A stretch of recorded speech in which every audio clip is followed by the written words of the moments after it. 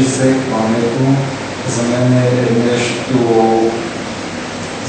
е нещо като минало, което по-скоро е било като някакъв кошмар.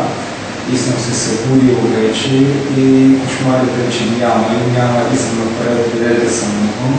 Сега по-лесно ли ти е да говориш? Ами да, сега буквално все едно съм се седнал на плажа и си пия някакъв коктейл.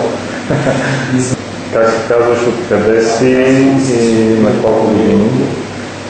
Идвам от Кресна, завърших с математическата магия, макар си говоря. Завършил съм гимназията в Благоевград, преподавал математика с немски и завършвам ХЕТИ и сега. Как се чувстваш и тук? Хареса ли ти?